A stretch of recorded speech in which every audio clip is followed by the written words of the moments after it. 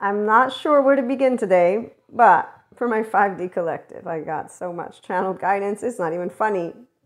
Global tower moments, chosen ones, and Western medicine with the diagnosis system making people helpless. So let me start with nutshell lady. That's what I call her because I forget her name. But therapy in a nutshell. Please look her up. As she explains, Western psychology kind of makes things worse when it comes to people who have anxiety, depression, or PTSD. Because the medical model created a learned helplessness. So people come out of getting a mental health diagnosis and they think it's permanent because of genetic traits or because of physical traits. Let me go find, I got some pictures so that you can then go and watch the video because it's really informative. So physical, genetic, as well as biological traits. And none of this is actually accurate. They've been finding in studies that she mentions. I don't know the resources, but she's validated as a medical health professional. So I'm sure if you reach out, she will have sources. That's why there's a difference between reliable sources versus people who don't make themselves accessible and they don't get, the actual, I am an official medical health professional. So 30% of people, she says, recover from depression without any treatment within 6 to 8 weeks. 80% recover within a year. And she says what a mental health diagnosis really means is that you are in a situation, I don't remember the whole explanation, again, you can go watch the video, but she also talks about residential treatment centers that she worked at, and they have, in fact, given hundreds of exercises, and it's between nutrition and physical exercises, all things that you will even find, in fact, when I hear Sadhguru talking about his yoga center, I forget where, the Isha yoga centers, and when I took inner engineering, Shambhavi Kriya, the grace of yoga, all of what he has gives people the opportunity to basically do the same things, but that's where it's only spirituality focused. So while in a residential treatment area, a person's going to get to learn about themselves from a psychoeducational perspective, which empowers you for the people who want to be empowered, because this is the part where by having learned helplessness, I've met people who actually use their diagnosis the way that nutshell lady specifies, as if it's a fixed thing, it's never going to go away. Instead, 93% of people that went to the treatment centers where she worked at recovered, and they were no longer diagnosable. And here's where, when you learn about the nervous system, the embodied brain, and about childhood trauma and attachment wounds, and here's where I'm coming in with the mix of information, you understand a thing or two about why neurofeedback and the chemistry of your body is not a done deal. So I don't know if she goes into it, because she, nutshell lady, has a series of, this one's 7, Anxiety Course 7. So it's free content. Please look her up. She's really awesome, and she has so much material. She's the first lady I came across when I was having my panic attacks, and I was already doing rhythmic breathing and visualization and all these other things, but she explained a lot of other aspects that helped me to understand the physiological component. And for my mystics, the energy therapy lady that I learned about energy body. So we have not only an emotional body, with the nervous system being very important here, and this is where I'm going to leave it for one of our episodes to chit chat about it, because I only have 10 minutes.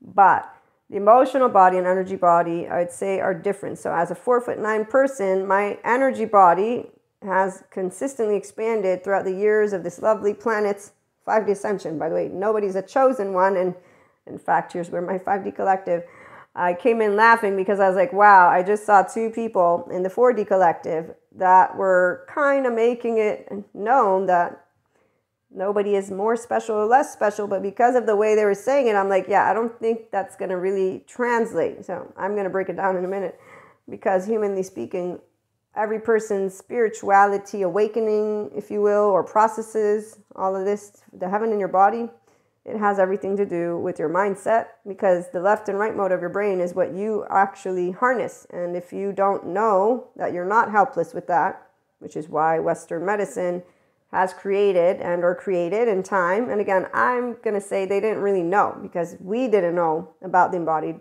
nervous system, or the embodied brain with the nervous system.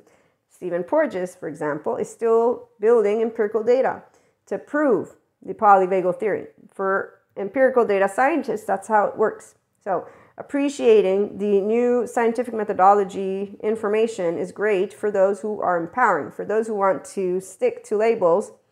And that's where we see some people, the 4D collective, they use identifiers. So they don't notice that they're weaponizing all on their own the labels. And this is the part of where it's a co-creative effort to try and empower people by saying, okay, your diagnosis is not fixed.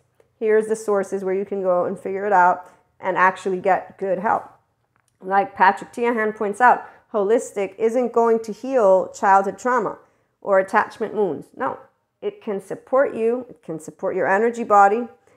Unlearning an attachment system's insecure modality requires time and understanding, which is why I will say a residential treatment center or something that includes a good mental health professional is way better than you going off into spirituality land and not learning anything about your mind.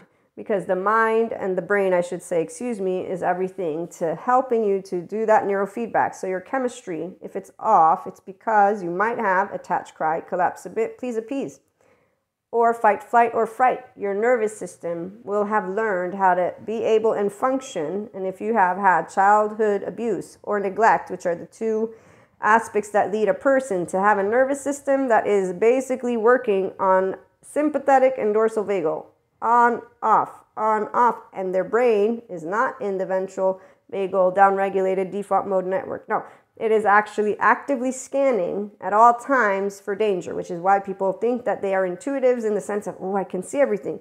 As an infant, your nervous system, your brain learned to scan your territory, and you learned a behavior which is also, by the way, influenced and impacted, besides your attachment wound and or your attachment category and or your attachment style. They're different. Attachment category is one group of researchers. Your attachment styles are another group of researchers, but they both are helpful for you to understand how you navigate the world and to know that your inner nurturing is your nervous system and brain. And that's why for those who have attachment insecurity, learning how to be their nature love, the ventral vagal state, is going to be a challenge. Just let's take the avoidant, the disconnected. They're cut off from their body. And they live in fantasy land because it's easier to pretend that they're going to make it than to actually try it, because their body had to shut down, the emotional body and the empathy body, but they long for connection, as every infant will have. So when it comes to trying to connect, it actually freaks out. It's more upsetting than just sitting in a room and doing nothing. It actually stresses the nervous system. The scanning, it scans not in a way of I'm safe, no. And that's why when the lady said, that one spirituality lady, you can block your spirituality process by using fight flight, you're putting a person against their own nervous system. This is not something you want to do. You want to understand your nervous system, your embodied brain, how your mind works, so that you can learn how to work with yourself, which is why the good therapist like Patrick Tiahan, he's a childhood trauma survivor and he has a community. And so he talks about this, and the people who go, they also know about their own stuff, and you can relate to each other. And they're people who are not helpless. Like anybody who has had a mental health diagnosis, they are not helpless with the good information.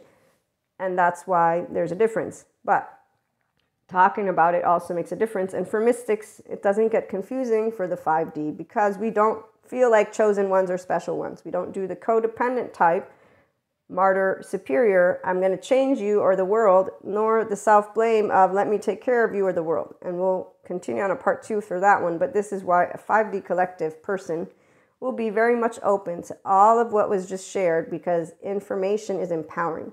The only people who find information disruptive inside are the same people who are leading with an adaptive child emotion response, which means they did not actually just participate to food for thought. They're in their own head trying to prove their own theory, whatever it is, their own story right, which is fine, but that's your left mode, ignoring completely that this is a thought, it's not a truth, it's not an imposition, none of that. So your body can be at ease when you're hearing people but that's only if you choose to be open-minded to hear other thoughts. So tune in for more on infinite higher human consciousness potential experiences. Stay tuned for our masterclass, which is going to cover a lot of beautiful aspects, and have a wonderful, wonderful day.